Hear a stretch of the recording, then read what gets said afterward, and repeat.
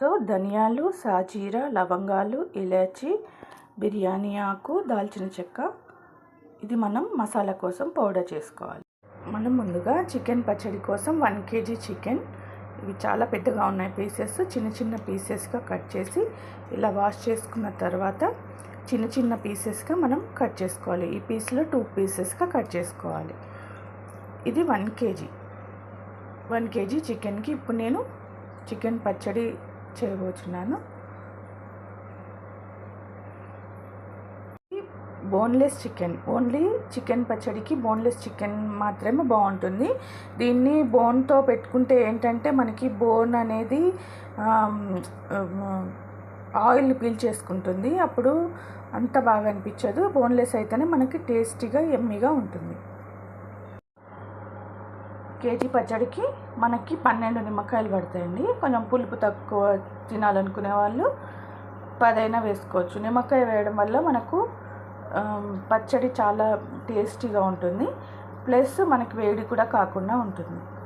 దీన్ని మనం ఇప్పుడు రసం తీసి పెట్టుకోవాలి. మనము కొద్దిసేపు ఆ చికెన్ ఆరిన తర్వాత ఇలా ఆయిల్లో వేయించుకోవాలి. కొంచెం ఆయిల్ వేడయ్యాక ఇలా ఇప్పుడే ముక్కను కదపకూడదు, ఎందుకంటే చివరికి అంటుకుంటుంది. అది కాలాక తిప్పితే ప్రాబ్లం ఉండదు. ఇలా బాగా గోల్డెన్ రంగు వచ్చే వరకు మనం చికెన్ని ఫ్రై చేసుకోవాలి. ఇలా ఉంటుంది.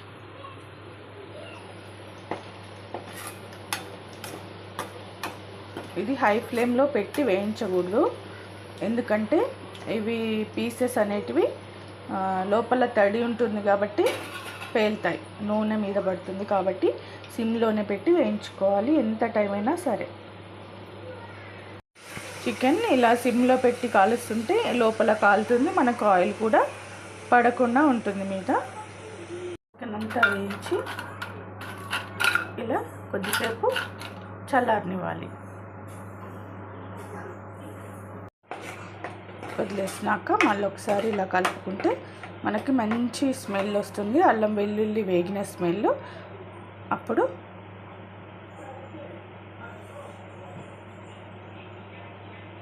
ఇప్పుడు ఇందులో ఈ గోరువెచ్చగా ఉన్న ఆయిల్లోనే ఒక 4 స్పూన్ల కారం,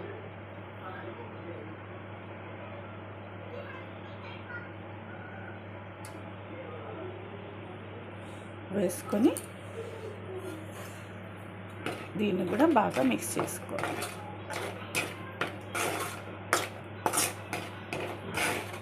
కారం కొంచెం తక్కువ తినేవాళ్ళు తక్కువ వేసుకోవచ్చు, కొంచెం స్పైసీగా ఉండాలనుకునే వాళ్ళు 4 స్పూన్స్ వేసుకుంటే సరిపోతుంది. తర్వాత ఉప్పు 2 టేబుల్ స్పూన్స్, మనం రుచికి తగ్గట్టు ఉప్పు వేసుకోవచ్చు. తర్వాత మనము గ్రైండ్ చేసి పెట్టుకున్న ధనియాల పొడి అండ్ గరం మసాలా వేసి బాగా కలుపుకోవాలి.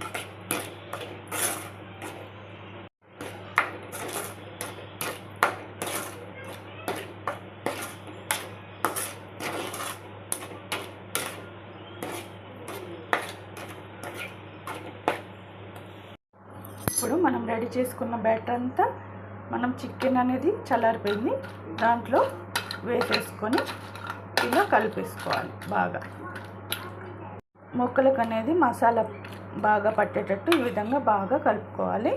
తర్వాత మనం ముందుగా రెడీ చేసి పెట్టుకున్న నిమ్మకాయల రసం తీసి వడగట్టుకొని దీంట్లో యాడ్ చేసుకోవాలి.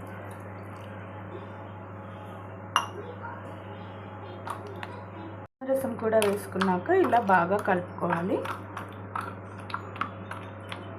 బాగా కలుపుకున్నాక మనకి ఏదైనా కంటైనర్లో వేసేసి పెట్టుకుంటే మనకు యమ్మీ చికెన్ పచ్చడి రెడీ. సో ఈ వీడియో మీకు నచ్చినట్లయితే షేర్ చేయండి, కామెంట్ చేయండి, లైక్ చేయండి అండ్ సబ్స్క్రైబ్ చేసుకోండి. Thank you.